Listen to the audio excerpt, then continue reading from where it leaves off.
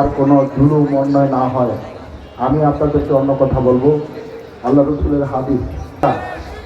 আমার উপস্থিত ভাইরা, আমরা কি কাল হাসরের মাঠে কোনো আলেমের সাথে হাসর হবে এটা চাই, না কোনো নায়কের সাথে হাসর হবে এটা চাই?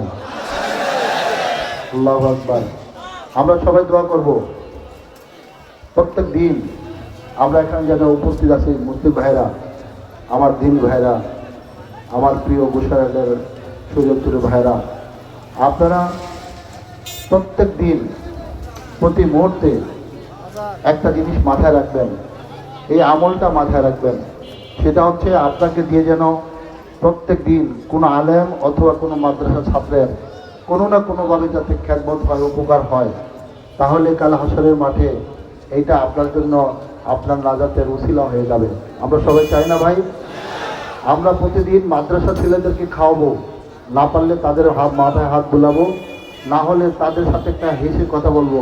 আল্লাহ রসুল বলছেন যে তুমি তোমার ভাইয়ের সাথে, সহি হাদিস ভাই, এটা আমার কথা না, আমার হয়তো বক্তব্য দেওয়ার পরে আরেকগুলো বলার উচিত না। সুতরাং আমি আপনাদের বলবো যে আমরা মুসলমান হিসাবে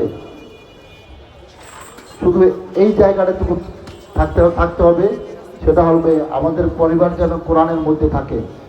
আমরা কোরআন পড়াবো প্রতিটা পরিবারের মধ্যে, যাতে কোরআনী শিক্ষা বিরাজমান থাকে।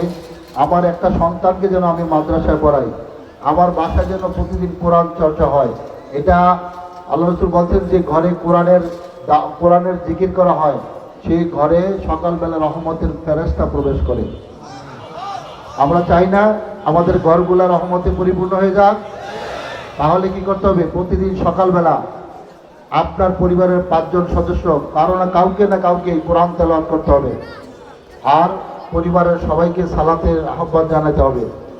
আর পরিবার মুসলমান হিসাবে, আমি বলছি শুধু মুসলমান হিসেবে না, বর্তমানে এই ফিতনার যুগে যদি পরিবারকে অক্ষুণ্ণ রাখতে হয়, পরিবারকে যদি পারিবারিক বন্ধনে রাখতে হয়, তাহলে কোরআন ছাড়া অন্য কোনো উপায় নাই।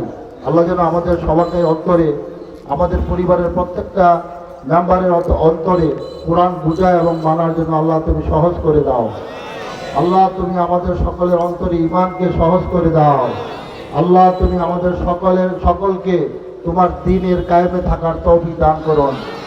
আল্লাহ, আমরা যারা উপস্থিত আছি এবং আমাদের এই এলাকায় যত মুরব্বীগণ মৃত্যুবরণ করছে, আল্লাহ তুমি সবাইকে জান্নাতবাসী করুন।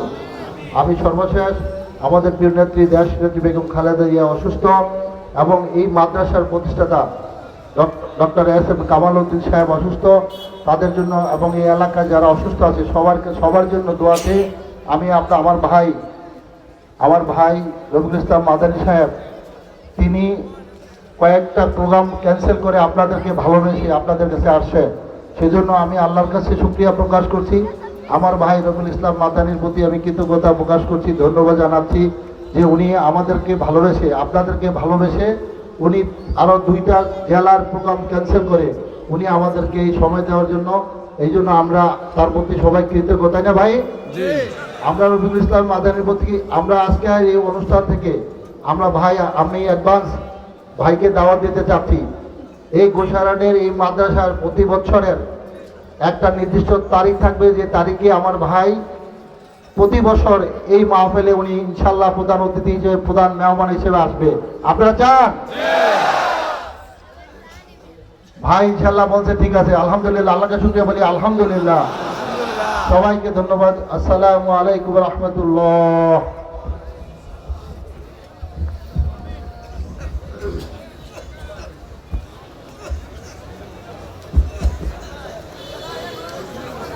Welcome.